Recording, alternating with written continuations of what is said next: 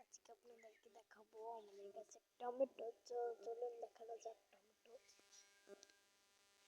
এই যে দেখেন, এখানে টমেটো অনেক অনেক টমেটো হয়েছে, অগুন্তি টমেটো।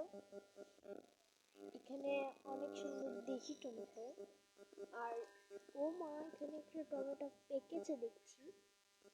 তো এটাকে এখন আমি ছিঁড়বো। বিসমিল্লাহ। আল্লাহ, এত শক্তভাবে এগুলো লেগে থাকে না, চেরাই যায় না।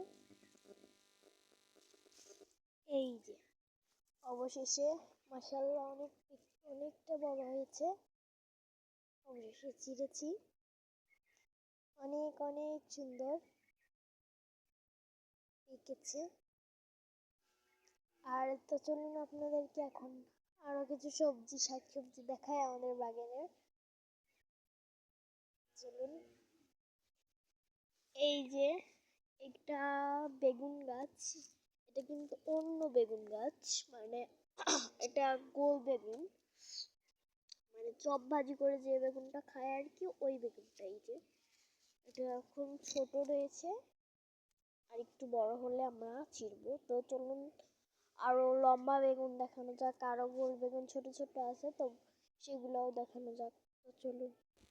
তো এখানে দেখেন, এই যে দেখেন লম্বা বেগুনগুলি, এই যে ছোট। আরো এই যে দেখেন, আরো অনেক অনেক বেগুন আছে। এই যে মানে এগুলো বেগুন না, অনেক সুন্দর, এত বড় হয়, অনেক লম্বা হয়, আর নষ্ট হয় না, কোনো পোকা নেই।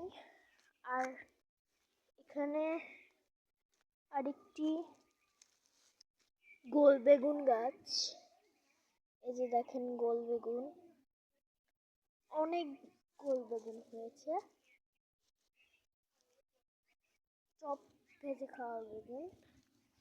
আর এই যে একটি বেগুন,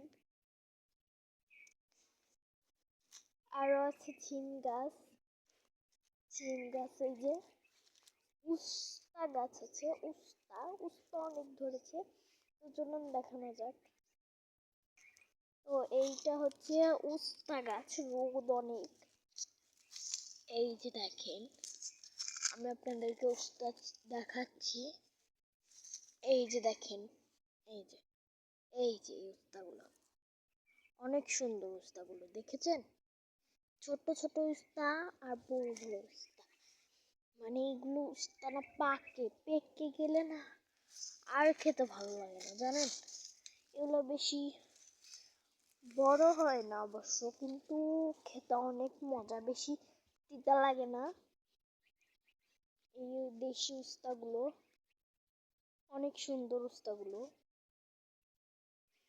তো আপনারা সবাই দোয়া করবেন যেন গাছগুলো সুন্দর হয়। তো আপনাদের সাথে এতটুকুই শেয়ার করলাম। আপনারা সবাই ভালো থাকবেন, সুস্থ থাকবেন।